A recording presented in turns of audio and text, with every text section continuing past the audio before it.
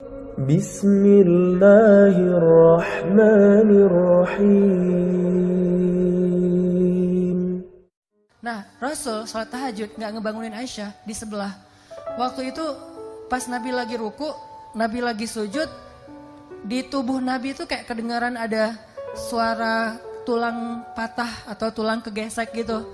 Aisyah bangun, astagfirullahaladzim, Nabi kenapa? Nabi kenapa kok kayak ada suara tulang gitu di tubuh beliau, kayak orang lagi patah tulang kan, truk gitu. Nabi sujud bunyi, Nabi ruku bunyi. Akhirnya Aisyah kasihan sama Nabi, diusap-usap di sebelah Nabi gitu. Nabi lagi sholat diusap-usap. Begitu Nabi beres sholat, Nabi menghadap, assalamualaikum. Ada Aisyah di sebelah. Itu tuh bedanya sholat berdua sama sendiri. Pernah sholat ditungguin pasangan? Sholat tahajud ditungguin pasangan. Dia duduk di sebelah. Kok duduk di sebelah gak ikut sholat Ustaz? Lagi dapat gilirannya, periodenya. Jadi dia gak bisa sholat, lagi haid. Duduk di sebelah, nggak bisa sholat juga dia kayak setia gitu dampingin sholat. Apa bedanya? Bedanya pas salam.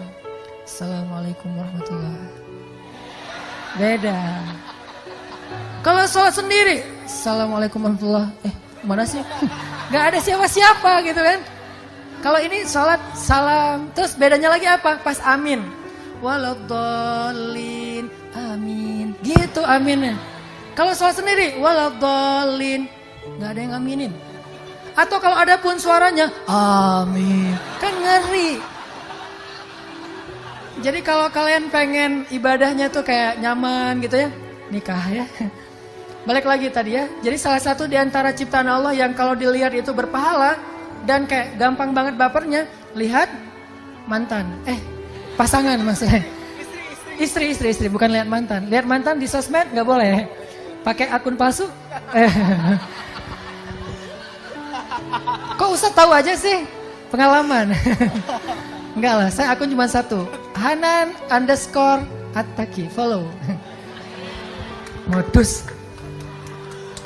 Oke, jadi gimana sih caranya kita zikir, kita nyebut nama Allah tapi kerasa di hati. Salah satunya teman-teman coba sebut nama Allah itu yang sesuai dengan masalah kita. Jadi kalau kita ada masalah, makanya kita hafal beberapa nama Allah itu sesuai dengan masalah. Kenapa ada 99 walaupun bukan batasan? Karena nama Allah itu nggak terbatas kan. Cuman yang terkenal itu kan 99 tuh. Sama kayak nama Nabi kan yang terkenal itu 25 kan. Padahal yang kita kenal bukan 25 loh, 26. Ada satu lagi yang kita kenal, Kamen, Nabi Khidir. Berarti kan Nabi bukan 25. Ada Nabi Khidir, ada Nabi Yusha, Joshua, ada Nabi Daniel. Nabi itu ada lebih dari 100.000. Cuman yang terkenal 25. Nama Allah yang terkenal 99. Tapi gak terbatas. Kenapa ada 99? Biar kita tuh kalau lagi ada masalah, nyebut nama Allah itu sesuai dengan masalah kita. Masalahnya hutang. Nyebutnya apa? Ya Razzaq. Kalau kita punya hutang, Ya Razzaq, Ya Fattah. Kalau kita kayak habis diputusin, nyebutnya apa? Ya Wadud, Ya Sami. Kenapa? Orang kalau habis diputusin kan pengen curhat kan? Curhat sama teman kadang-kadang kita baru buka curhat, dia curhat balik. Gue pengen curhat nih. Kenapa? Gue habis diputusin. Ya laki-laki emang semuanya kayak gitu. Gue juga kemarin diputusinnya dengan cara yang panjang. Padahal kan kita yang mau curhat. Kenapa dia curhat duluan gitu kan? Yang lebih parah lagi kita curhat lewat telepon. Dia dengerin loudspeaker. Udah gitu dia ngapa-ngapain, pergi ngapain gitu. Kita ngomong sendiri gitu kan, garing gak sih? Ngomong sendiri kita kayak udah bersemangat banget. Dia baik banget loh, dia mau dengar curhat gue. Ngomong panjang lebar. Terus lama-lama kita curiga, kok diam aja sih? Lu masih ada gak sih? Akhirnya dia lari dari dapur. Oh iya masih ada. Terus balik lagi. Ini itu manusia, dia bukan Sami'. Apa arti Sami'? Ini terjemahan mainstream. Saya tuh gak suka mainstream, saya pengen yang sesuatu yang baru. Tajdid dalam pemahaman. Terjemahan Sami secara mainstream, maha mendengar. Apa sih maksud maha mendengar? Kalau menurut saya, Sami itu bukan hanya maha mendengar. Maha betah mendengar curhat. Itu Sami. Allah itu kalau dengar kita curhat, gak pernah bosan. Allah itu kalau dengar curhat dari kita, tuh gak pernah dikasih limit. Kamu punya batas waktu 5 menit aja deh. Soalnya yang curhat kan banyak nih. Hamba-hamba semuanya bermasalah lagi pada galau nasional gitu. Ya udah kamu curhat 5 menit aja. Enggak, kita boleh curhat sepanjang malam. Begitu kita angkat tangan, Rabbi, Allah langsung mendatangi kita. Abdi, hal laka hajah, kamu butuh sesuatu hambaku? Hal min taib, kamu pengen taubat hambaku? Hal min mustaghfir, kamu pengen minta ampun hambaku? Pengen apa? Pengen apa? Allah yang datangin kita. Allah turun dari langit dunia untuk dengan curhat kita di sepertiga malam terakhir. Allah yang datangin kita. Kalau teman kita kan kita yang datengin dia. Udah gitu kita harus bawa hadiah, kita harus traktirin dia makan, kita harus tambahin dia kuota. Ntar dia bilang, gara-gara curhat kamu tuh kuota gua habis, ya udah gua gantiin gitu kan. Kalau Allah nggak kayak gitu, dengerin curhat kita dan betah banget. Sehingga panggil Allah dengan nama yang sesuai masalah kita. Sehingga PR kita nih, challenge dari saya buat teman-teman, coba teman-teman baca terjemahan dari setiap nama di Asmaul Husna. Kan ada Asmaul Husna tuh, cari bukunya atau googling, kan ada terjemahannya. Coba pahami terjemahan itu. Salah satunya apa? Jabbar. Al-Jabbar. Al-Jabbar ini kan kalau dalam bahasa umum tuh yang maha memaksa. Yang maha perkasa, kuasa gitu. Memaksa sesuatu tuh sesuka dia. Itu Jabbar. Tapi Jabbar juga dalam makna yang lain, yang maha mengobati sakit hati loh. Itu arti Jabbar. Makanya ke dalam doa ketika kita antara dua sujud, kita baca apa? Rabbighfirli warhamni wajburni. Apa arti wajburni? Ya Allah paksain aku gitu. Enggak kan? Kan wajburni itu dari kata Jabbar. Artinya apa? Ya Allah sembuhkanlah sakit hatiku. Jadi kalau lagi sakit hati, baper, kayak nggak terima kenyataan gitu, apa sih alasannya dan seterusnya? Kenapa sih dia left? Kenapa sih dia pergi? Kenapa dia apa segala macam kayak misalnya nge-reject telepon kita? Cara ngobatin sakit hati, wajiburni ya Jabbar, wajiburni ya Jabbar. Jadi tergantung nada nih. Kalau ya Jabbar itu artinya yang maha perkasa dan memaksa. Tapi kalau ngomongnya ya Jabbar, itu artinya yang menyembuhkan penyakit hati. Makanya coba baca deh. Asmaul Husna itu challenge anak muda ya. Coba baca, gak usah hafal. Baca aja dulu. Karena kalau disuruh hafal nanti berat. Baca aja, pas ada masalah ngomong dengan nama itu. Wahai Zat yang maha mendengar.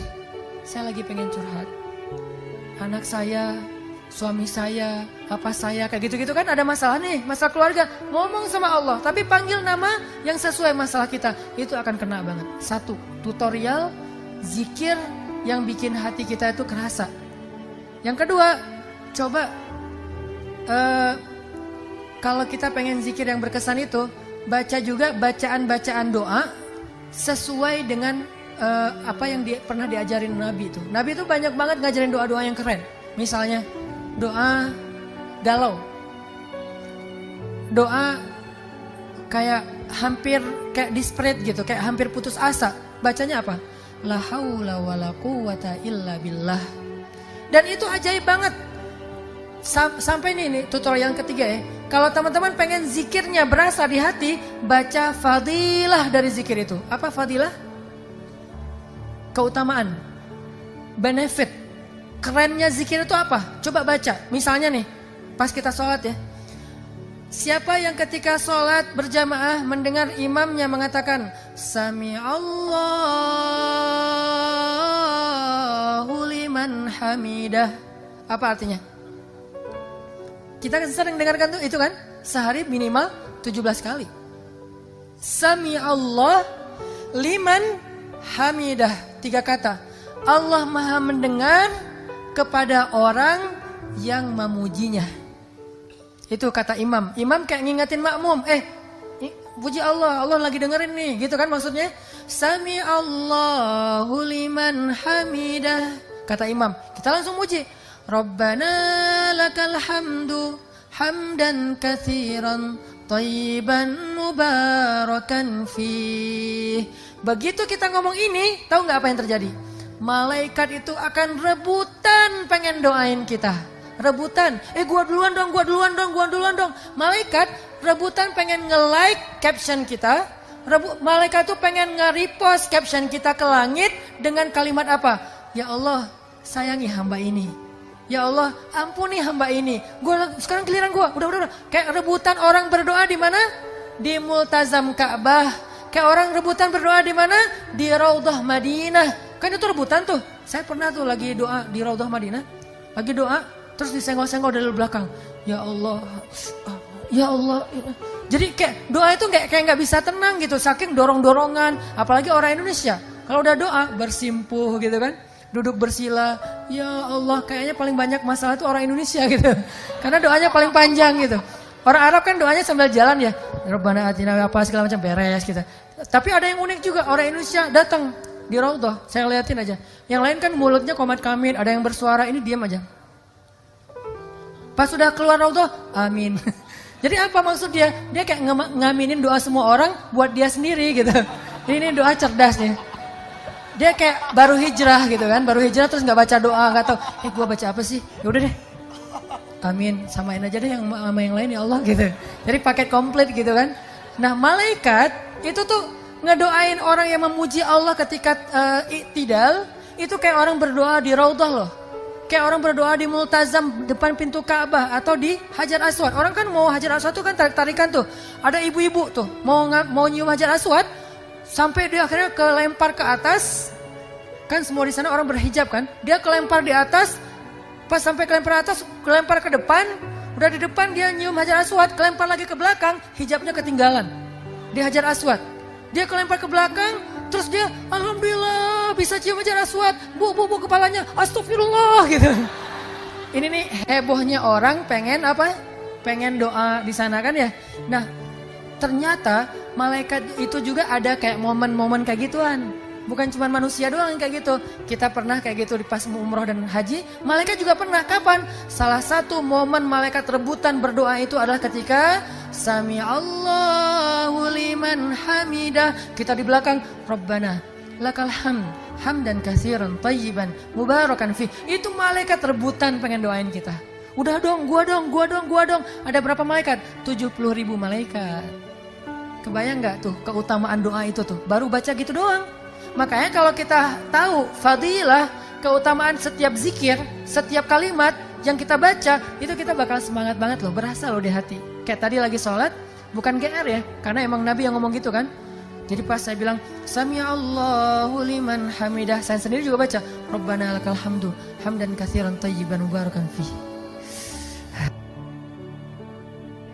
Bukan saya GR, jadi tapi kayak nggak mungkin juga malaikat bilang, ngapain sih lo kayak GR banget, kita nggak doain lo, gitu. Nggak mungkin, malaikat tuh rebutan, jadi kita kayak, alhamdulillah didoain malaikat, kayak pengen iktidal yang lama, kan 70.000 malaikat ngantri gimana tuh, bisa semalaman kan?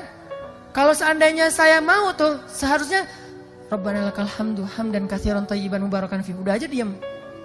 Cuman saya khawatir makmumnya yang curiga, jangan-jangan Ustadz meninggal berdiri nih, husnul khotimah gitu kan. Akhirnya digantiin dari belakang gitu. Jangan, itu sikut menyikut ya. Jangan ikutin cara kayak gitu. Tapi artinya itu keutamaan. Belum lagi nanti pas kita sujud. Pas begitu kita sujud, itu posisi kita paling dekat sama Allah loh. Paling dekat gimana? Allah tuh kayak duduk di sebelah kita. Walaupun gak ada perumpamaan untuk Allah ya. Karena Allah tidak seperti laisa kamitslihi syai'. Ini hanya analogi kedekatan nih. Bukan analogi Allah seperti apa. Analogi qurbah, dekatnya Allah.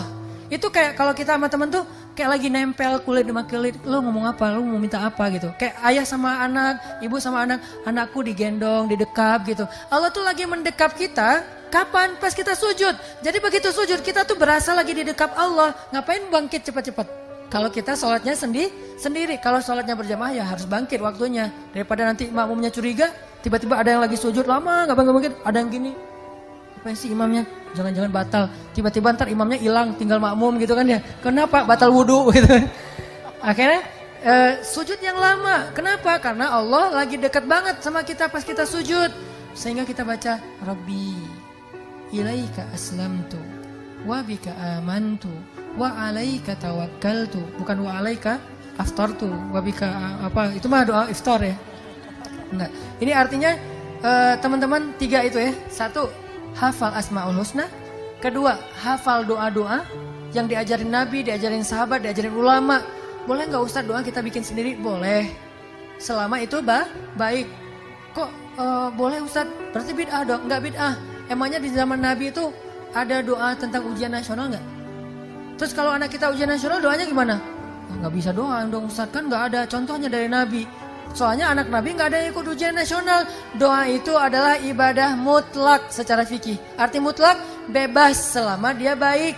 Beda dengan muqayyad. Kalau sholat itu muqayyad, udah ada aturannya, how to-nya. Kalau doa mutlak bebas. Kita bisa berdoa nggak angkat tangan, freestyler gitu kan. Lu lagi ngapain? Lagi doa, kok nggak angkat tangan? Gua free ride. Jadi kayak nggak ngangkat tangan gitu.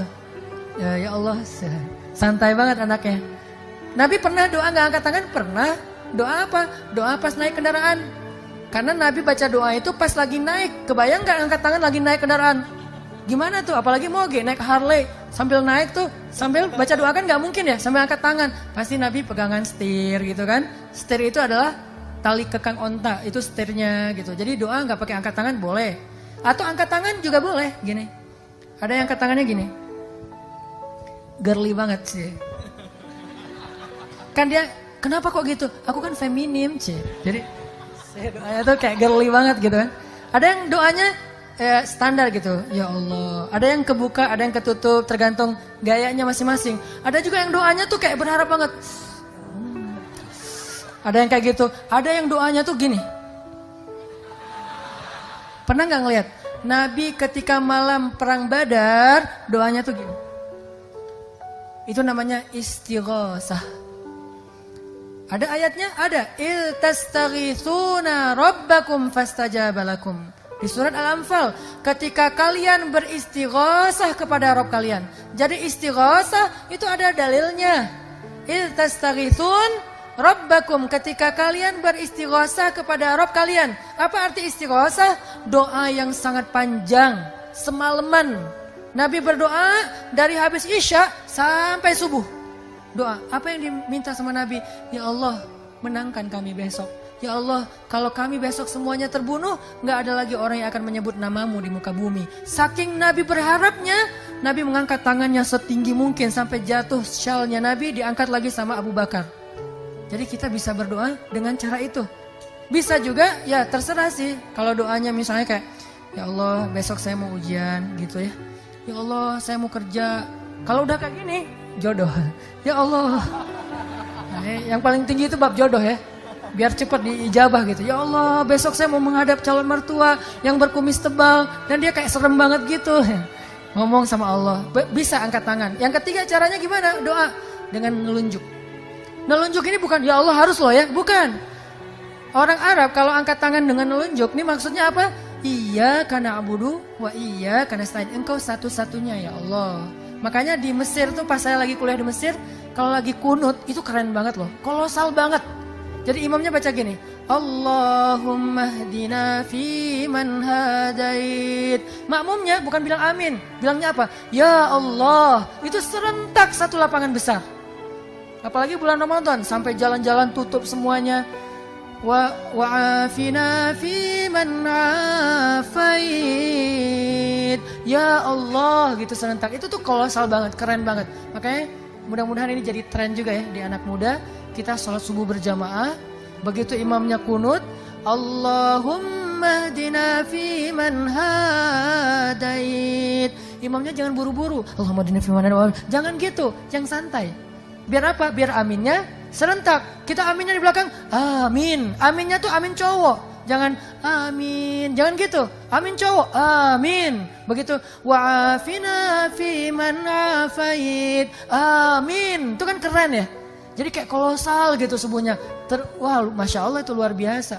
Dengan syarat imamnya tahu gimana cara bikin crowd itu. Dia kuat, manajemen crowdnya tuh bagus si imamnya teh. Dia ngerti cara bikin crowd itu jadi kayak dia jadi center of interest tuh dia ngerti banget. Nah imam kayak harus ada pelatihan juga kayaknya. Imam gimana cara perform yang bikin crowd itu jadi interest ke dia kayak gitu-gitu. Itu keren banget. Sehingga mudah-mudahan ini jadi kayak kebangkitan Islam dimulai dari Indonesia. Karena kata Nabi di akhir zaman, kebangkitan Islam itu datangnya dari timur dan yang paling timur mayoritas muslim terbesar di dunia itu adalah Indonesia. Dan Indonesia punya harapan untuk itu. Kenapa? Di mana-mana dalam sejarah selalu kebangkitan itu dimulai dari anak muda. Termasuk Islam di zaman Nabi. Ketika awal Nabi berdakwah, 90% orang yang pertama masuk Islam itu syabab, pemuda semuanya. Dan Indonesia mulai tahun depan akan menjadi negeri dengan mayoritas penduduknya anak muda. Takbir! Allahu Akbar! Barakallahu li walakum. Wassalamualaikum warahmatullahi wabarakatuh.